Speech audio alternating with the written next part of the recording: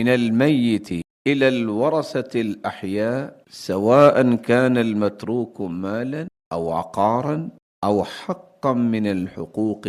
میت کی ملکیت کا زندہ وارثوں کی طرف منتقل ہو وراثت۔ اب فوت ہونے والا جب فوت ہوا ہے تو وہ کسی مال کا مالک یا کسی زمین کا مالک ہوگا یا دیگر اشیاء کا مالک ہو، تو جو بھی میت کی ملکیت میں تھا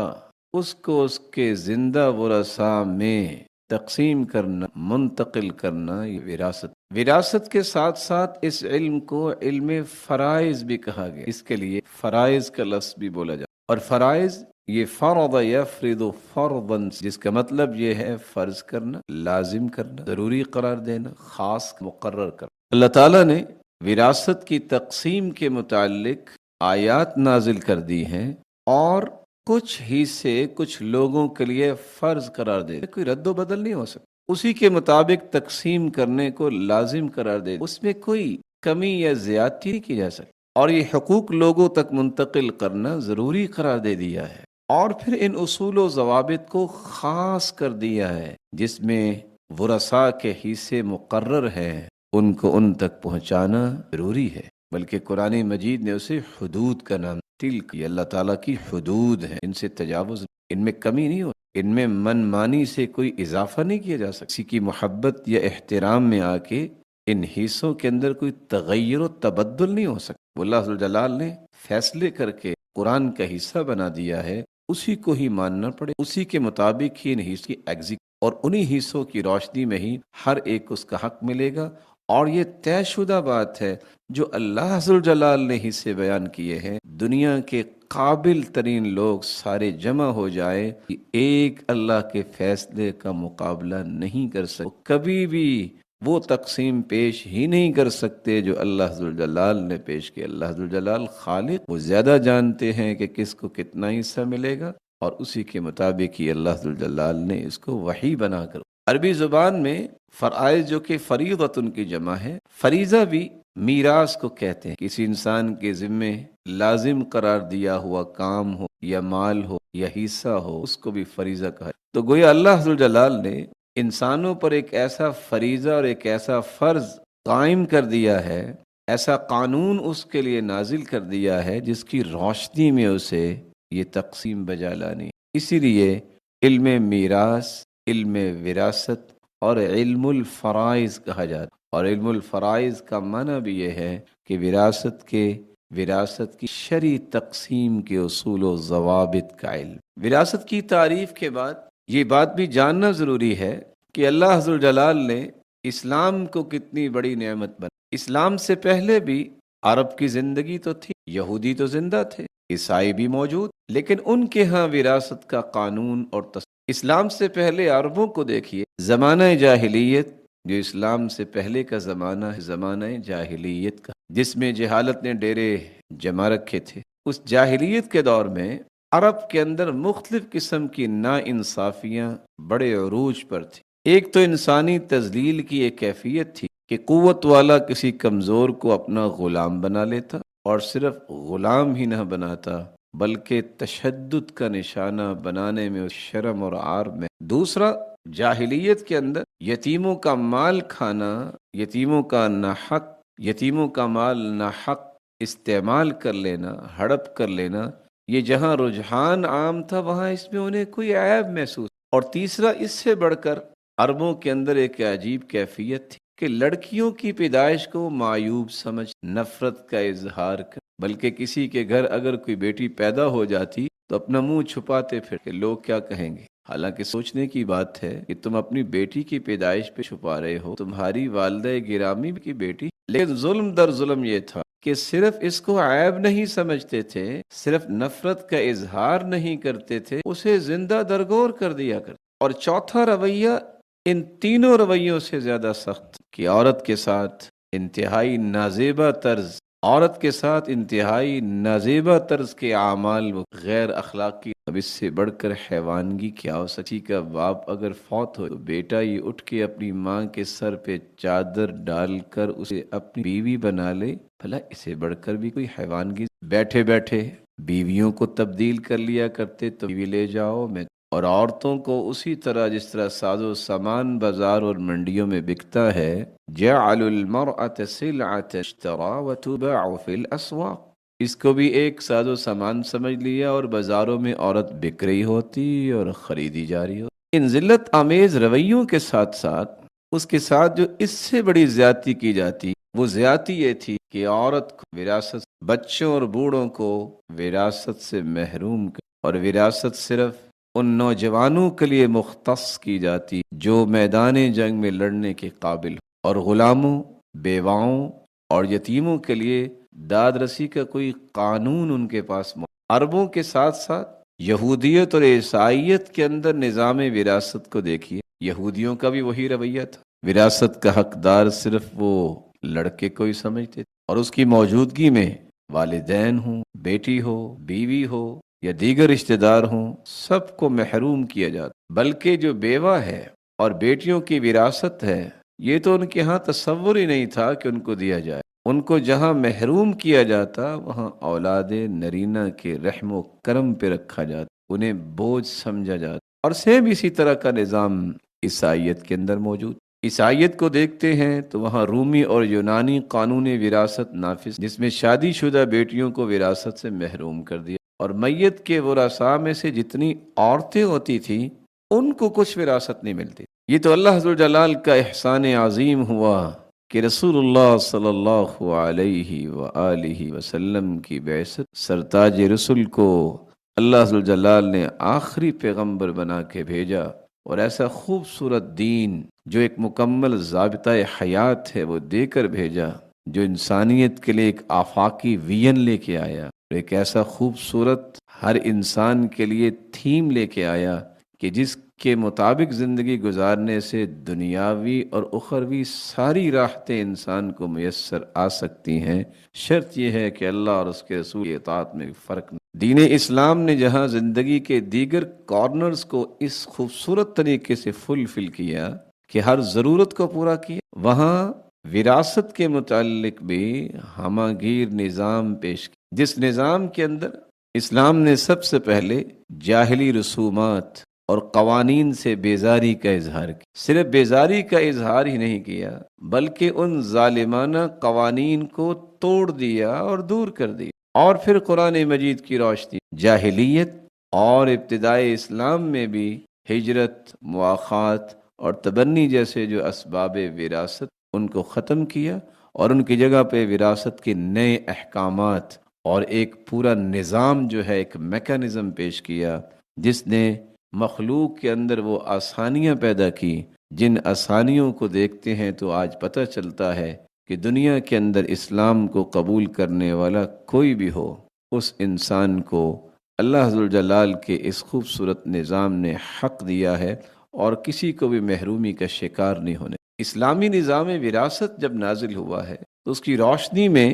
اپنے معاملات کو مرتب کرنے والوں میں کوئی مرد ہو یا عورت ہو، چھوٹا ہو یا بڑا ہو، کوئی قریبی رشتہ دار ہے یا دور کا رشتہ دار ہے، کسی کو بھی حقوق سے محروم نہیں، حقوق بھی دلوائے اور ہر قسم کے ظالمانہ رویے اور قوانین سے اس کو دور کر دیا، جس سے معاشروں کے اندر محبت اور الفت پیدا ہوئی، جس میں معاشروں کے اندر ایسی راحت اور سکون پیدا ہوا کہ ہر شخص اپنی پرکیف زندگی گزار رہا ہے اور اسے کسی قسم کی پریشانی نہیں۔ لیکن کب؟ جب وہ قرآن و سنت کی روشنی میں عمل کرتا ہے اور اس نظام کے مطابق اپنی وراثت، اسلام نے یہ جو خوبصورت نظام پیش کیا ہے، نظام وراثت، آخر اس کی حکمت کیا ہے؟ عربوں کے اندر جاہلیت میں اور یہودیوں اور عیسائیوں کے ہاں عورت کو محروم کر دیا جاتا تھا، بچوں اور بوڑھوں کو محروم کر دیا جاتا تھا، تو لوگ تو کہتے ہیں جس کی لاٹھی اس کی بھینس، جس کے پاس طاقت ہے اگر وہ کچھ لے لے تو کیا حرج ہے، جیسا کہ آج لوگ کہتے ہیں۔ ہاں،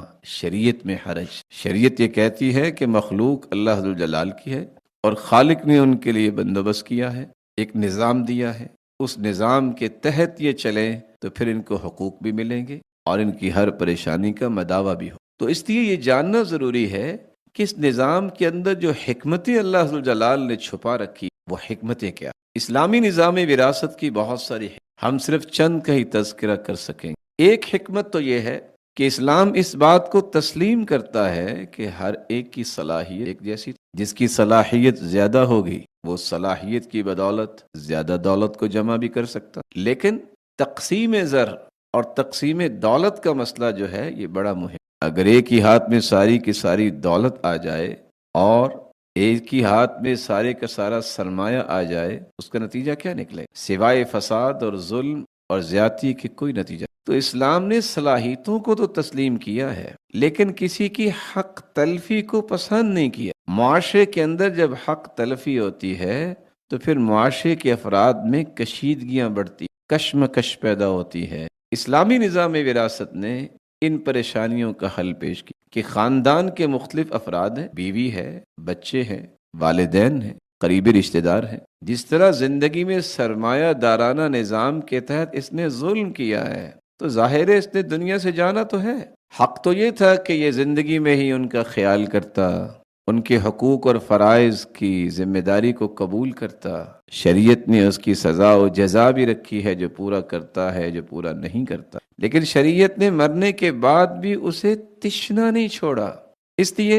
ایسے شخص کی وفات کے بعد مساویانہ تقسیم کا نظام یہی وراثت کا نظام ہے، جس سے دولت ایک ہاتھ میں نہیں رہتی۔ اگر بیٹا ہی وارث بنتا تو ایک ہاتھ میں رہتی، تو اسلام نے کہا نہیں، گردش دولت یہ معاشرے کے لیے خوشی کا باعث بن۔ جب مختلف ہاتھوں میں یہ وراثت چلی جائے گی اصول اور ضابطے کی روشنی میں، تو فلاح و بہبود میں بہت ایک دوسری حکمت بھی ہے کہ اسلام نے جو ملکیت کا تصور پیش کیا ہے، اس میں مال و زر ہو، جائیدادیں ہوں، یہ افراد کے پاس اللہ ذوالجلال کی طرف سے امانت ہوتی۔ اور حیرانگی ہوگی آپ کو، رسول اللہ صلی اللہ علیہ وسلم نے فرمایا کہ کوئی زمین فروخت کرتا ہے تو اسے پیسہ ضائع نہیں کرنا چاہیے، یا تو وہ مزید زمین ہی خرید لے یا اس کو اچھے طریقے سے یوٹیلائز کرے۔ لیکن ایسا انسان جس کے پاس بہت زیادہ جائیدادیں ہیں، بہت سارا مال و زر ہے، اس کی وفات کے بعد حق تو بنتا ہے نا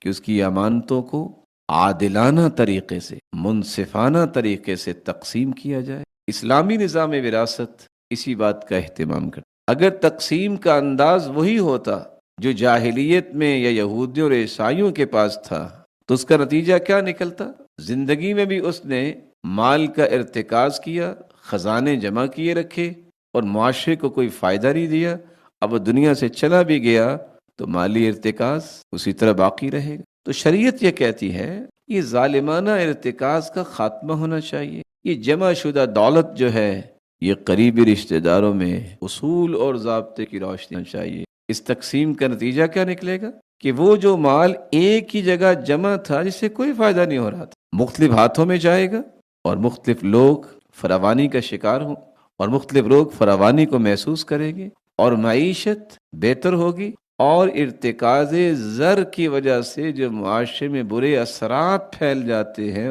اس کی روک۔ وراثت کی ایک تیسری حکمت بھی ہے۔ اسلام یہ کہتا ہے کہ انسانی زندگی، اس میں عیش و عشرت اور فضول خرچی یہ ایک برا عمل ہے۔ اس بات کو تو اسلام پسند کرتا ہے کہ ہر انسان کو آسانی ملنی چاہیے، لیکن بے جا فضول خرچی اور مال و زر کو ضائع کرنا اور عیش و عشرت کو ہی اپنا وین سمجھنا، یہ تو کوئی وین نہیں۔ اسی لیے کسی انسان کے ہاتھ میں اگر ساری ہی دولت اور ساری ہی وراثت لگ جائے تو نتیجہ کیا نکلے؟ بڑے بڑے جو مالدار ہیں آج، جن کو دین اسلام کی سمجھ نہیں ہے، اس مال سے کسی کو کبھی فائدہ ہوا؟ اور بعض ایسے بھی دیکھے گئے کہ اس قدر بخیل ہوتے ہیں کہ نہ اپنی اولادوں پہ خرچ کرتے ہیں، نہ اپنے اوپر خرچ کرتے ہیں، بس جمع جوڑ کر کے رکھے ہوئے ہیں، اور آخر سانسیں رک جاتی ہیں اور وہ مال اسی طرح پڑا رہ جاتا، نہ زندگی میں کسی کے فائدے میں ہوا۔ اور اگر یہی مرنے کے بعد بھی کسی ایک بچے کے ہاتھ پہ لگ جائے تو وہ سوائے فضول خرچی کرنے، سوائے ظلم و ستم کا بازار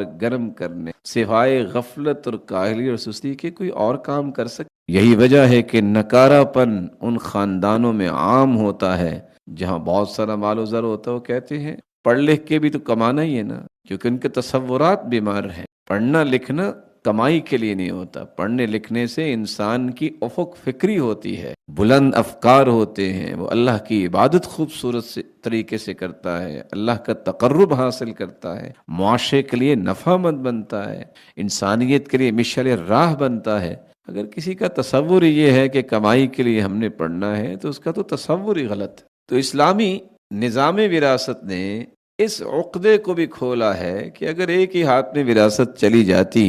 تو معاشرے کا امن و سکون بھی درم برم ہو جاتا، اور یہ عیش و عشرت کے بازار گرم ہونے کی وجہ سے بہت سارے لوگ محروم ہو جاتے۔ اس لیے ایسے شخص کی وفات کے بعد دولت کو ایک ہاتھ سے نکال کر مختلف ہاتھوں میں شریعت نے دے دیا، اصول اور ضابطے کی روشنی میں، جس سے معاشرے کے اندر جو عیش و عشرت اختیار کرنے والے افراد ہیں ان کے ظلم و ستم کی کہانیوں کو اللہ ذوالجلال نے اس خوبصورت نظام کے ذریعے روک دی، اور جو قبیح اثرات اور نتائج سامنے آنے تھے اس سے بھی معاشرے کو محفوظ۔ وراثت کی ایک چوتھی حکمت بھی ہے۔ اللہ تعالیٰ کا یہ خوبصورت نظام جو اسلامی نظام ہے، زندگی میں بھی اللہ ذوالجلال نے انسانوں کے حقوق کا تعین کیا، اور موت کے بعد بھی ورثاء کے حقوق کو متعین کر۔ حقوق کو متعین کرنے کا فائدہ کیا؟ ورثاء کی معاشی حالت بہتر، ورثاء کے اندر جو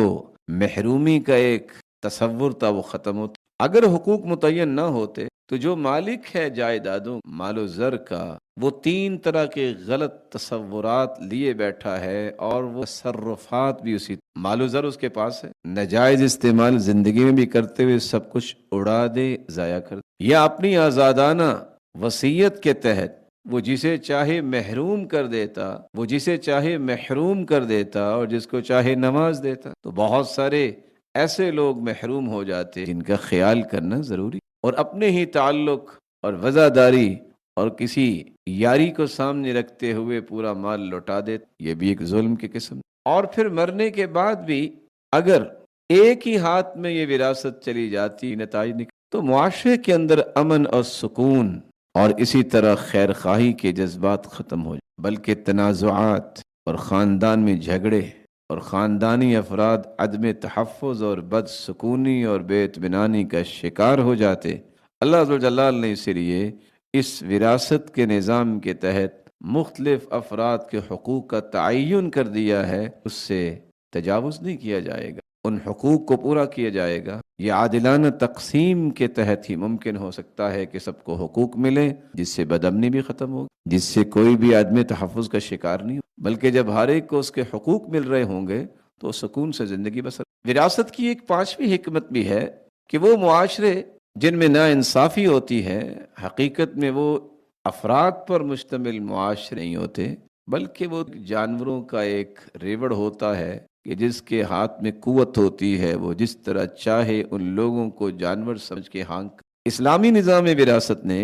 عادلانہ تقسیم پیش کر کے ایسے اصول، ایسے ضابطے دیے ہیں کہ تمام کے تمام ورثاء اس سے مستفید ہو، فائدہ لے سکیں اور سب کو اس کو ملے، کسی کے ساتھ ناانصافی کا کوئی رویہ پیش نہ ہو سکے، اور ناانصافی کے نتیجے میں جو قتل و غارت، جو خون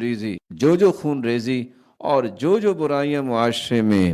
رائج ہو جاتی ہیں، اس سے بچانے کے لیے اور پھر معاشرے کی سالمیت اور معیشت کو مستحکم بنانے کے لیے اگر کوئی خوبصورت رویہ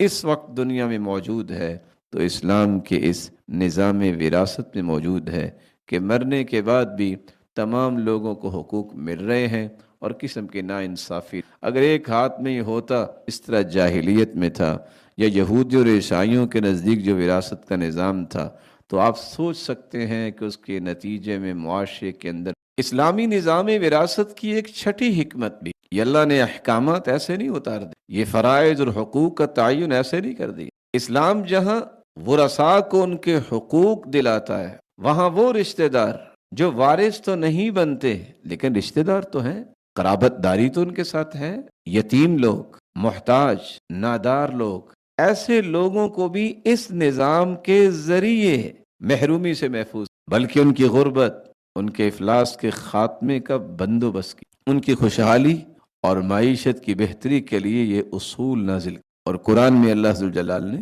ایک تاکیدی حکم وَإِذَا حَضَرَ الْقِسْمَةَ أُولُو الْقُرْبَى وَالْيَتَامَى وَالْمَسَاكِينَ فَارْزُقُوهُمْ وقولوا لهم قولا معروفا وإذا حضر القسم، جب تقسیم کا وقت آئے، وراثت تقسیم ہونے لگے تو کیا کریں؟ اس تقسیم کے موقع پہ وارث تو آئیں گے، اولو القربہ، جب قرابت دار آ جائیں، رشتہ دار آ جائیں، یتیم وہاں موجود ہوں، مساکین ہوں، اگرچہ وراثت میں ان کا حصہ، لیکن کیا ان رشتہ داروں کو اور یتیموں اور مسکینوں کو وہاں دھتکارا جائے؟ نہیں، قرآن نے یہ سبق دیا، فارزقوہم منہ، انہیں بھی کچھ، وقولوا لہم قولا معروفا، انہیں جھڑکنا نہیں، انہیں ڈانٹنا پلاؤ، بلکہ اچھی، یہ آپ کے لیے بہتری کا ایک سودا اللہ ذوالجلال نے۔ اسی بات کی وضاحت کرتے ہوئے سیدنا عبداللہ ابن عباس رضی اللہ تعالی عنہ فرماتے ہیں، امر اللہ المؤمنین عند قسمت مواریث ان یصلوا ارحام، اس آیت میں اللہ ذوالجلال نے مومنوں کو اس بات کا حکم دے دیا ہے کہ جب وراثت کی تقسیم کرو تو صلہ رحمی نہ چھوڑو،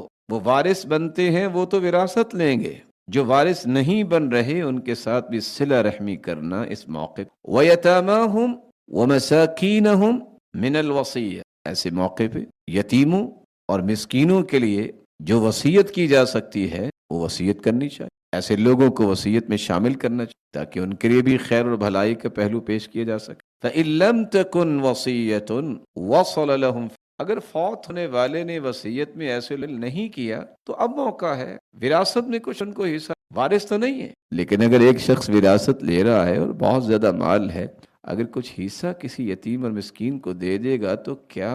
اس عمل سے اللہ سے برکت نہیں؟ اسلام دین فطرت ہے، اسلامی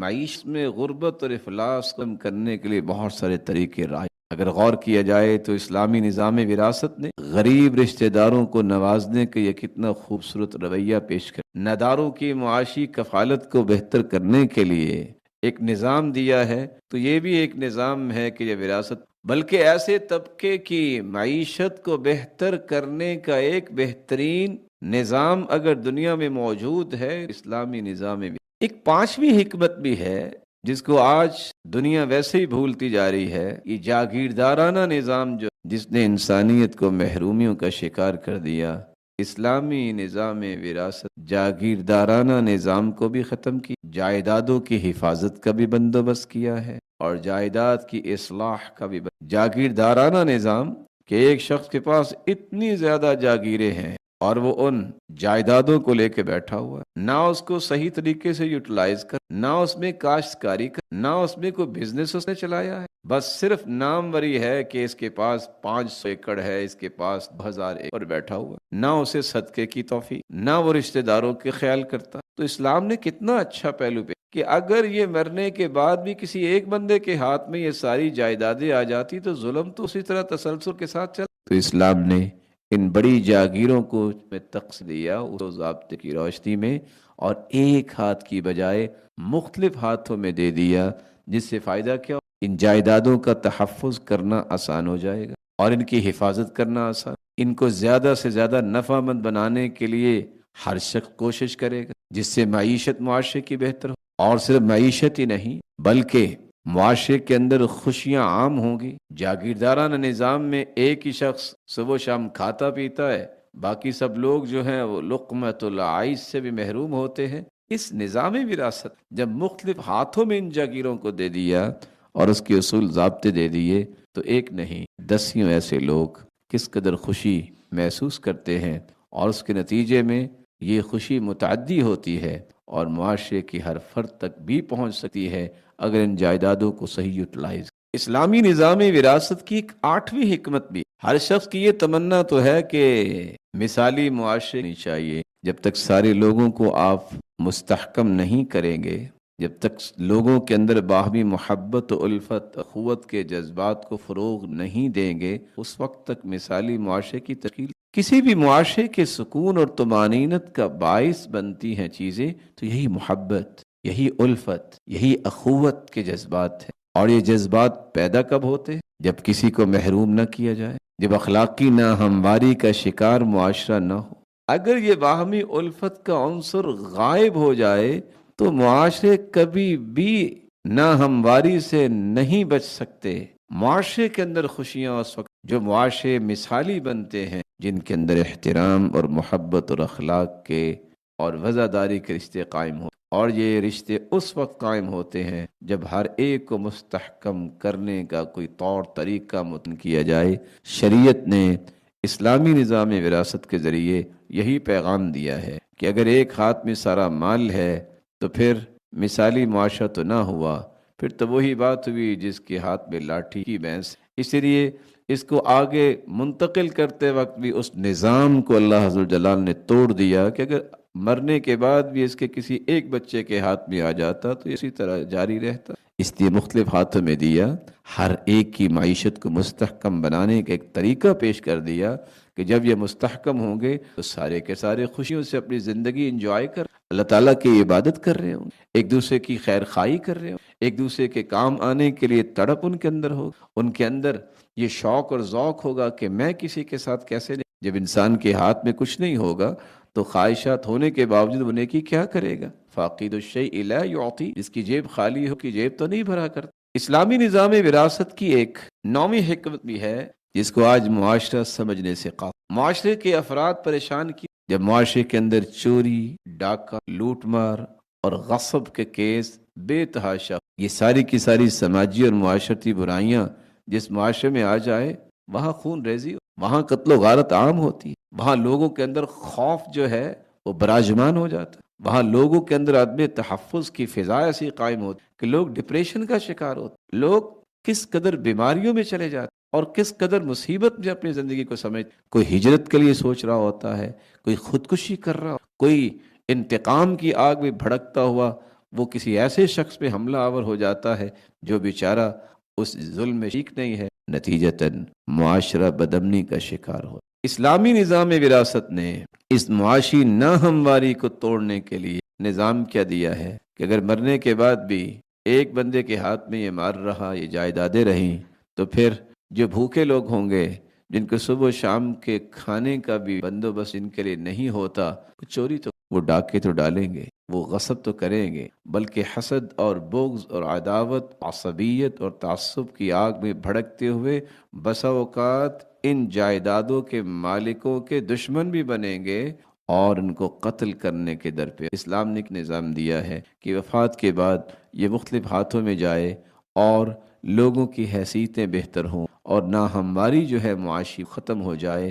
اور یہ سماجی برائیاں ان کا قلع کم، لوگ چوری کا نہ سوچیں کہ ان کے پاس، لوگ لوٹ مار نہ مچائیں ان کے پاس موجود نہ رہے، لوگ غصب کرنے کی سوچ پیدا نہ کریں کہ ان کے پاس وہ اشیاء موجود ہیں جس سے وہ اچھے طریقے سے۔ اسلامی نظام وراثت کی ایک 10ویں حکمت بھی ہے۔ حقوق و فرائض کی بات کرتے کرتے لوگ گھنٹوں گفتگو کرتے ہیں۔ صاحب جائیداد اور صاحب مال و زر، اس کو اسلام نے پابند کیا ہے کہ اپنے ہاتھوں سے صدقہ کرے اور وقت پہ دل کی خوشی سے زکوٰۃ دے، وہ زندگی میں بھی اپنے رشتہ داروں کا خصوصاً خیال کر، اگر عام لوگوں کو صدقہ دے گا تو صدقے کا اجر، اگر رشتہ دار جو نادار ہیں، یتیم مسکین ہیں، ان پہ صدقہ کرے گا تو 2 اجر، ایک صدقے کا اجر اور ایک صلہ رحمی۔ لیکن اگر وہ زندگی میں نہیں کرتا اور مرنے کے بعد بھی کسی ایک بندے کے ہاتھ میں چلا جاتا ہے یا کسی اصول ضابطے کے مطابق تقسیم نہیں ہوتی تو نتیجتاً یہ حقوق اور فرائض تو بعد میں بھی پیدا نہیں ہوں، یہ حقوق و فرائض تو بعد میں بھی پورے۔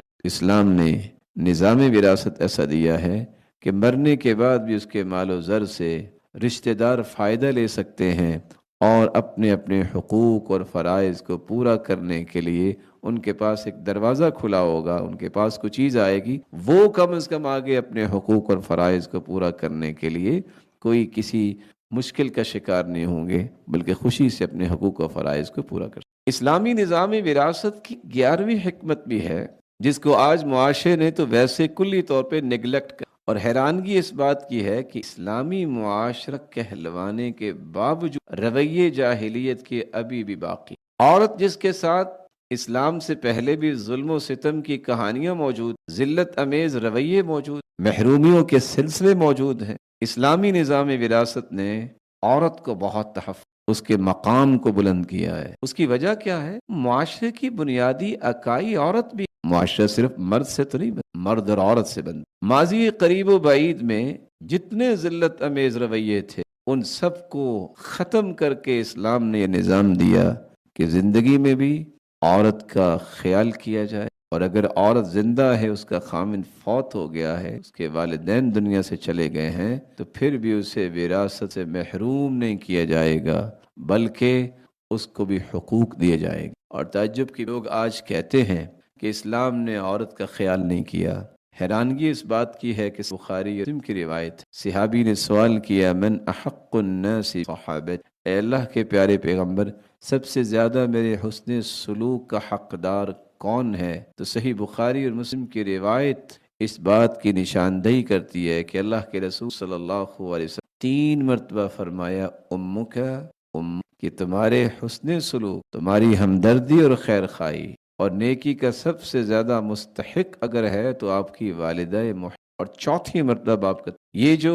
کافروں سے متاثر ہو کر مسلمانوں کو بھاشن دیتے ہیں کہ عورت کا اسلام نے خیال نہیں کیا، عورت کو تو اسلام نے 3 حق دیے اور مرد کو 1 حق، تو یہ عورت کے ساتھ ظلم ہے کہ اس کی عزت، بلکہ نظام وراثت کو دیکھیے، اگر کوئی خامد فوت ہو جائے تو عورت کو اس کی دیت ملے گی، اگر عورت فوت ہو جائے، قتل ہو جائے، تو اس کی دیت مرد کو ملے گی 50۔ اس میں اللہ نے عورت کو زیادہ نوازا ہے کہ مرد کو زیادہ نوازا؟ اسلام کا ہر زاویہ، اسلام کا ہر پہلو اس قدر خوبصورت ہے، کاش کہ مسلمان جو اسلام کے دعوے دار ہیں وہ اسلام کے ان اصول و ضوابط کو قرآن و سنت کی روشنی سمجھنے کی کوشش کریں، کو کبھی بھی زندگی میں اسلام کے بارے میں کوئی اعتراض کرنے کی گنجائش نہیں۔ کافر بھی متاثر ہوتے تھے اسلام سے، تو اسی عدل کی، اس خوبصورت نظام کی وجہ سے، اور آج بھی متاثر ہو، لیکن دوسروں سے متاثر ہو جانا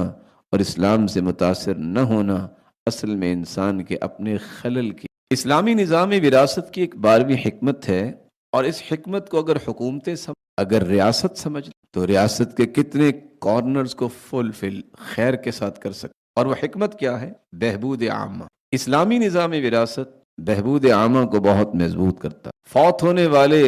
کا اگر کوئی بھی وارث نہیں ہے، وہ اکیلا ہی تھا، تو سارے کا سارا مال اسلام کہتا ہے وہ بیت المال میں جائے گا اور حکومتی خزانے میں جائے گا، جس سے لوگوں کی فلاح و بہبود کے بہت سارے کام ہو۔ 1000 اس کا کوئی بھی وارث نہیں، اس کے مرنے کے بعد یہ جائیداد کدھر جائے؟ بیت المال میں۔ اور آپ سوچئے کہ اگر 1000 ایکڑ ہے مثال کے طور پر، 1000 فیملیوں کے لیے ریاست یا حکومت بندو، بلکہ آپ 1000 کیا 10,000 بھی اگر ان کو اچھے طریقے سے یوٹیلائز کریں، اور اگر یہی شخص جو فوت ہونے والا جس کا کوئی وارث نہیں، اس کو اسلام سے آگہی مل جائے، اس کو کوئی بتانے والا اور سکھانے والا میسر آ جائے، سمجھانے والا میسر آ جائے، تو اللہ کی توفیق سے وہ وصیت بھی کر سکتا ہے کہ اچھا میں تو دنیا سے جا رہا ہوں، یہ فلاں غریب، فلاں مسکین، فلاں یتیم، فلاں نادار، اس کی پرورش اس پیسے سے کی جائے۔ وہ وصیت میں ایسے لوگوں کو شامل سکتا ہے، ان کی کفالت کا بندوبست کر سکتا ہے، جو فلاح و بہبود کے کام جو ہیں، جو وقتی طور پہ بسا اوقات نہیں سامنے آتے، اسلامی نظام وراثت نے ایک ایسا دروازہ کھولا ہے کہ جس سے فلاح و بہبود کے بہت سے کام ہو سکتے ہیں۔ اللہ ذوالجلال سے دعا ہے کہ اللہ ذوالجلال ان حکمتوں کو سمجھ کر سب سے پہلے تو اللہ ذوالجلال کے بھیجے ہوئے نظام کے بارے میں خوشی کا اظہار کیا جائے، اور آمنا و صدقنا کہا جائے کہ ہم ایمان لائے، اس سے بہترین کوئی نظام نہیں ہے جس کو اللہ نے وضع کیا ہے، اور اس سے مضبوط کوئی نظام نہیں ہے جس میں تمام لوگوں کو حقوق اور ان کی خواہشات جو ہے وہ اسلامی رویے کے طور پہ پوری ہو جاتی ہیں، وہ اسے برائی کی طرف نہیں جانا پڑتا، وہ نیکی پہ رہتے ہوئے بھی اپنی زندگی کو آسانیاں دے سکتا ہے، لیکن کب؟ جب وہ قرآن و سنت کی روشنی میں اطاعت بجا لاتا ہے اور اس نظام کے مطابق وراثت کی تقسیم کو اور سیکھتا اور سکھاتا، اس کے مطابق تنفیذ۔ وراثت کی تعریف اور وراثت کی حکمتوں، اور پھر اسلام سے پہلے یہودیوں اور عیسائیوں اور عرب کی حالت کو آپ نے سنا ہے۔ اسلام نے ایک چوتھا کہ وراثت کے اصول و ضوابط سکھانے کی ترغیب بھی دلا۔ سیدنا عمر رضی اللہ تعالی عنہ فرمایا کرتے، سنن الدارمی کی روایت ہے 8292، تعلموا الفرائض واللحن والسنن كما تعلمون القرآن۔ لوگوں، وراثت کے احکامات، عربی زبان اور عربی لہجات اور عربی قواعد اور سنتوں کو اسی طرح سیکھا کرو جس طرح قرآن کو۔ اگر آپ کو عربی زبان اور اس کے قواعد نہیں آئیں گی تو آپ دین کو کیسے؟ سورے کا پورا دین جو ہے قرآن تو عربی یہی وجہ ہے جو عربی زبان کو نہیں سمجھتے وہ ایک نہیں دسیوں غلطیوں کا ارتکاب کرتے ہیں، کیونکہ انہیں پتہ ہی نہیں ہوتا کہ جو میں بات کر رہا ہوں یہ بات قرآن میں ہے کہ نہیں۔ اگر وہ عربی زبان سے آشنا ہوں گے تو کبھی بھی اس غلطی کی طرف من مانی تفسیر اور ترجمہ انحرافی فکر نہیں پھیل، اور اگر انہیں سنتوں کا پتہ ہوگا تو کبھی بھی بدعات کی طرف نہیں جائیں گے۔ چونکہ سنتوں کا پتہ نہیں ہوتا تو نیکی کے نام پہ ہی بہت ساری بدعات جو معاشرے میں رائج ہیں لوگ اسے سینے سے لگا لیتے ہیں، اور ان کی نیت بھی خالص ہوتی ہے، لیکن جہالت کی وجہ سے انہیں پتہ ہی نہیں ہوتا کہ یہ سنت ہے کہ بدعت۔ سنت تو وہ ہے جو اللہ کے رسول نے حکم دے دیا اور کام کر کے دکھا دیا، جس کا حکم نہیں دیا، جو طریقہ نہیں بتایا، جو اللہ کے رسول نے اختیار نہیں کیا، سنت کیسے بن سکتا؟ الفعل المخالف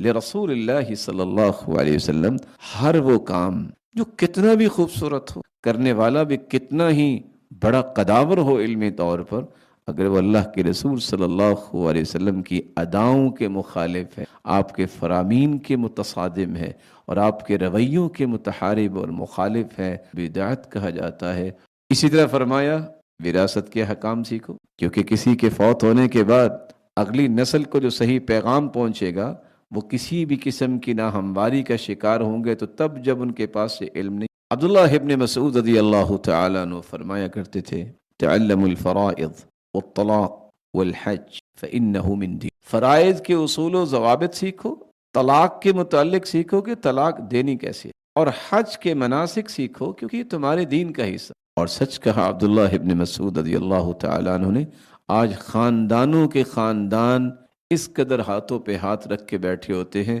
ان کو یہ پتہ ہی نہیں ہے کہ فوت ہونے والے کی وراثت میں تقسیم کیا کرنا ہے، کیا نہیں کرنا، اور کیسے کرنا ہے، کس کو کتنا ملنا ہے، میں بیٹھے ہیں اس سے پوچھتے ہیں۔ کاش یہ ریئلائز کرنے والے خاندانوں میں ریئلائز کریں کہ بہت بڑی کمی ہے کہ ہمیں وراثت کے متعلق، فرائض کے متعلق اتنی آگہی تو ہونی چاہیے کہ ہم کسی پہ ظلم نہ کریں، ہم کسی کے حقوق کو روکنے والے نہ ہوں، کسی کے ساتھ زیادتی کرنے والے نہ ہوں، بلکہ سب کے حقوق کو دے کر اللہ کی رضا حاصل۔ اور طلاق کے مسئلے کو تو اس قدر عجیب بنا دیا گیا ہے، جو چاہتا ہے وہ ایک ہی وقت میں 3 طلاق کے دے دے۔ کچھ لوگ جو ہیں وہ جیسا کہ حدیث بھی آتا ہے 100 طلاق کے۔ طلاق کا ایک طریقہ شریعت نے وضع کیا ہے کہ آپ دیکھتے ہیں کہ بیوی آپ کی بات نہیں مانتی، نشوز کر رہی ہے، تو ایسے موقع پہ کہ جب وہ آپ کی بات نہیں مانتی، نصیحت کو سے واعظ کر، یہ پہلا رویہ۔ اگر واعظ کام نہیں دے رہی تو آپ ایک اور کام کرو، اس کا بستر الگ کر۔ اگر یہ بھی کام نہیں دے رہا رویہ تو آپ سرزنش بھی کر سکتے ہیں اصول و ضابطے کی روشنی۔ آپ دیکھتے ہیں کہ پھر بھی معاملات نہیں سدھر رہے، 3 پہلو اختیار کرنے کے بعد، تو آپ فَبَعْثُوا حَكَمًا مِّنْ أَهْلِهِ وَحَكَمًا مِّنْ أَهْلِهَا، ایک مرد کی طرف سے اور ایک عورت کی طرف سے ذمہ دار کو بٹھاؤ، وہ ان کو سمجھائیں، ان کو طریقہ زندگی سکھائیں تاکہ خاندان نہ ٹوٹے اور یہ گھر نہ ٹوٹے۔ پھر بھی اگر معاملہ نہیں سدھرتا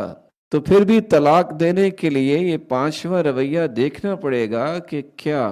عورت اس وقت طہر کی حالت میں ہے کہ نہیں۔ اگر طہر کی حالت میں نہیں تو طلاق نہ دے، اگر طہر کی حالت میں ہے تو پھر بھی اسے غصے کی حالت میں طلاق نہیں دینی چاہیے، یہ 6واں رویہ نہ اور اگر غصے کی حالت میں نہیں ہے تو پھر 2 گواہ جو ہے بنائے کہ میں طلاق دینا چاہتا ہوں۔ اتنے رویوں کو اختیار کرنے کے بعد اگر طلاق کی طرف انسان جائے گا تو کتنے گھروں کو طلاق ہو۔ ہمیشہ غصے کی حالت میں، ہمیشہ بے سمجھی کی حالت میں چھوٹی چھوٹی باتوں کا حجم بڑھا کر طلاقیں ہوتی ہیں۔ تو اس لیے عبداللہ ابن مسعود نے فرمایا طلاق دینا سیکھ اور طلاق کے احکامات سیکھ کیسے، اور اسی طرح حج، اس کے مناسک سیکھ۔ آپ صلی اللہ علیہ وآلہ وسلم نے فرمایا تھا خذوا عنی مناسک، خذوا عنی مناسککم، مجھ سے حج کے مناسک سیکھ لو، اور آپ نے حج کر کے دکھایا، جیسا کہ جابر رضی اللہ تعالی عنہ نے بیان کیا، اور وہ ایک ایک بات بیان کر کے یہاں اللہ کے یہ کی، یہاں اللہ کے رسول نے یہ فرمایا۔ تو عبداللہ ابن مسعود رضی اللہ تعالی عنہ کی بات کتنی خوب، اس لیے اللہ کے رسول صلی اللہ علیہ وسلم نے فرمایا تھا اذا حدثکم ابن مسعود، جب تمہیں عبداللہ ابن مسعود کوئی بات کہیں فصدقوا اس کی۔ سیدنا حسن بصری رحمۃ اللہ علیہ فرماتے ہیں كانوا يرغبون في تعليم القرآن والفرائض والمناسك. صحابہ کرام رضی اللہ عنہم و ارضاہم قرآن مجید کی تعلیم، فرائض کی تعلیم اور مناسک حج عبادات کی تعلیم کی ترغیب دیا کر. اور سیدنا انس رضی اللہ تعالی عنہ نے کتنی خوبصورت بات نقل کی ہے. صحیح الجامع کی روایت ہے 895، جس میں رسول اللہ صلی اللہ علیہ وآلہ وسلم نے فرمایا ارحم امتی بامتی ابو بکر، میری امت میں سب سے زیادہ رحم دلی کرنے والے میری امت کے ساتھ وہ ابو بکر صدیق رضی اللہ تعالی عنہ. واشدہم فی امر اللہ عمر، اور دین میں سب سے مضبوط ترین ہیں تو وہ عمر رضی اللہ تعالی عنہ. واصدقہم حیاء عثمان، اور سچی حیا والے ہیں وہ سیدنا عثمان رضی اللہ تعالی عنہ ہیں. اللہ تعالیٰ نے کیسے انہیں حیا دی تھی کہ فرشتے بھی ان سے حیا کرتے. اور دوسری روایت میں الفاظ یہ بھی ہیں واقضاہم علی، کہ علی رضی اللہ تعالیٰ عنہ کو اللہ ذوالجلال نے فیصلہ کرنے کی صلاحیت سے بہترین فیصلہ. اور اسی روایت کے اندر یہ الفاظ ہیں وہ اعلمہم بالحلال والحرام معاذ بن جبل، اور حلت و حرمت کے دقائق اور ڈیپتھ کو سمجھنے والے، اس کی گہرائیوں اور گیرائیوں پہ دسترس حاصل کرنے والے معاذ بن جبل رضی اللہ. وافرضہم زید بن ثابت، اور صحابہ کرام میں سے وراثت اور فرائض کے متعلق سب سے ماہر سیدنا زید بن ثابت رضی اللہ تعالی عنہ تھے. وَأَقْرَأُهُمْ أُبَيُّ بْنُ كَعْبٍ، اور صحابہ کرام میں سب سے بڑے قاری ابی بن کعب رضی اللہ تعالی عنہ تھے. وَلِكُلِّ أُمَّةٍ أَمِينٌ، اور ہر امت کا ایک امین ہوتا ہے. وَأَمِينُ هَذِهِ الْأُمَّةِ أَبُو عُبَيْدَةَ ابن الجراح، اس امت کے امین ابو عبیدہ بن جراح رضی اللہ تعالی عنہ. تو اس حدیث کے اندر رسول اکرم صلی اللہ علیہ وآلہ وسلم نے فرمایا کہ وراثت کے متعلق، فرائض کے متعلق سب سے زیادہ مہارت رکھنے والے وہ زید بن ثابت رضی اللہ تعالیٰ عنہ ہے. امام بخاری رحمۃ اللہ علیہ کے ایک استاد ہیں جو مایہ ناز استاد امام زہری ہیں، محمد بن شہاب الزہری. وہ بیان کرتے ہیں، سنن الدارمی کی روایت ہے 8294، لو ہلک عثمان وزید في بعض الزمان لهلك علم الفرائض لقد أتى على الناس زمان وما يعلمها غيرهم. اگر سیدنا عثمان رضی اللہ تعالی عنہ اور زید بن ثابت رضی اللہ تعالی عنہ فوت ہو جاتے تو ایک ایسا وقت بھی آیا ان کے سوا کسی کو اتنی مہارت نہ تھی تو ان کے فوت ہونے سے علم فرائض ختم ہو جاتا. اور مسلم بیان کرتے ہیں کہ ہم نے مسروق سے سنا، ہم نے مسروق سے سوال کیا. سنن الدارمی کی روایت ہے 2901. اور سوال کتنا خوبصورت کہ اچھا یہ بتاؤ، کانت عائشہ تحسن الفرائض، مومنوں کی ماں صدیقہ بنت الصدیق حبیبۃ رسول اللہ صلی اللہ علیہ وسلم سیدہ عائشہ رضی اللہ تعالی عنہ، کیا انہیں وراثت اور فرائض کے متعلق علم تھا؟ قال والذی لا الہ غیرہ، تو مسروق جواب دینے لگے اللہ کی قسم جس کے سوا کوئی عبادت کے لائق نہیں ہے. لقد رأيت الأكابر من اصحاب محمد يسألونها عن الفرائض، اس ذات کی قسم جس کے سوا کوئی معبود برحق نہیں ہے، میں نے بڑے بڑے صحابہ کو دیکھا وہ علم فرائض کے متعلق سیدہ عائشہ رضی اللہ تعالی عنہ سے سوال کر. میں بھی یہاں ایک سوال کرنا چاہوں گا. یہ ذمہ داری تو ہے کہ مرد اس علم کو سیکھیں اور اس کو سمجھیں اور امت کی رہنمائی کے لیے اپنی صلاحیتیں پیش کریں. مومنوں کی ماں سیدہ عائشہ رضی اللہ تعالی عنہ اگر اس علم کو بڑے اچھے طریقے سے جانتی، کبار صحابہ ان کی طرف رجوع کرتے، تو عورتوں کی بھی ذمہ داری ہے جن کو اللہ تعالیٰ نے گاڈ گفٹڈ بنایا ہے اور خصوصاً ریاضی میں انہوں نے مہارت حاصل کی ہے، تو انہیں یہ علم سیکھنا چاہیے تاکہ اپنی بیٹیوں اور بہنوں اور ماؤں کی صحیح رہنمائی کر سکیں. جب کوئی مرد میسر نہ ہو یا ایسے حالات پیدا ہوں تو اس علم کو عورتوں میں بھی سکھانا اور سیکھنا چاہیے تاکہ انہیں سمجھ آئے کہ زندگی کے اندر اور زندگی کے بعد بھی اسلام نے ہماری کس قدر خوبصورت رہنمائی. محمد بن یوسف فریابی جو ایک بہت بڑے محدث ہیں، امام ذہبی نے ان کا ایک خواب نقل کیا ہے سیر اعلام النبلاء میں. وہ کہتے ہیں رأیت فی منامی كأني دخلت كرما فيه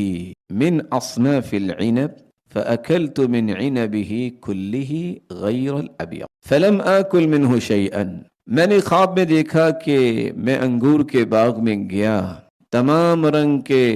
جو انگور تھے میں نے انہیں کھایا، لیکن سفید رنگ کے انگوروں کو میں نے نہیں. فقصصتها على سفیان الثوری رحمہ اللہ، میں نے اپنی خواب سفیان ثوری رحمۃ اللہ علیہ، تو سفیان ثوری رحمۃ اللہ علیہ نے اس خواب کی تعبیر کیا کی؟ تصیب من العلم کلہ غیر الفرائض، لگتا ہے کہ آپ نے ہر قسم کا علم سیکھا ہے لیکن علم فرائض نہیں سیکھا. فإنها جوہر العلم، یہ تو علم کا جوہر ہے. کما ان العنب الابیض جوہر العنب، جس طرح انگوروں میں سفید رنگ کا انگور جو ہے وہ جوہر کہلاتا ہے، اسی طرح علوم کے اندر علم فرائض بھی جوہر ہے. فكان الفریابی كذلك لم يكن يجيد النظر في الفرائض، اور یہ خواب سچ. وہ کیا کہنے لگے؟ واقعتاً امام محمد بن یوسف فریابی کو علم فرائض پہ کوئی دسترس نہیں، لیکن ایسے ایسے لوگ بھی پیدا ہوئے. امام دارمی سے جب کسی نے پوچھا کہ جب بھی وراثت کا علم یا وراثت کے علم کے متعلق یا کسی مسئلے کے متعلق ہم آپ سے سوال کرتے ہیں تو آپ انگلیوں پہ جواب دے دیتے، اتنی بڑی مہارت کیسے آئی؟ تو انہوں نے مسکرا کے جواب دیا تھا، کنت انام علی البواری 30 سنہ، 30 سال ہو گئے میں نے بوریوں پہ سو کے گزارا کیا ہے، چارپائی اور بستر پہ کمر نہیں لگائی. اللہ ذوالجلال کی توفیق کے بعد اللہ ذوالجلال نے مجھے اس کا انعام. تو اس کے لیے محنت اور کوشش تو کرنی پڑتی. ان احادیث کی روشنی میں 4 باتیں ہمیں سمجھ آتی ہیں جس پہ آج کی مجلس کو ہم مکمل کرنا چاہیں گے کہ علم فرائض، علم وراثت، یہ ایک بنیادی اور عظیم علم ہے جس کو سیکھنا چاہیے. دوسری بات، صحابہ اور تابعین نے اس علم کو سیکھا بھی اور سکھایا بھی، اور سیکھنے اور سکھانے پر ترغیب بھی دی اور زوردار طریقے سے ترغیب. تیسری بات یہ سمجھ میں آئی کہ صحابہ کرام رضی اللہ عنہم و ارضاہم میں سیدنا زید بن ثابت، ان کو تمام صحابہ سے اللہ ذوالجلال نے یہ فوقیت دی تھی کہ وہ علم فرائض میں بہت ماہر تھے، جیسا کہ سیدنا عثمان بھی تھے، اور مومنوں کی ماں سیدہ عائشہ رضی اللہ تعالی عنہا بھی تھی، اور دیگر بھی تھی. ایک چوتھی بات، علم فرائض کو جوہر علم کہا گیا ہے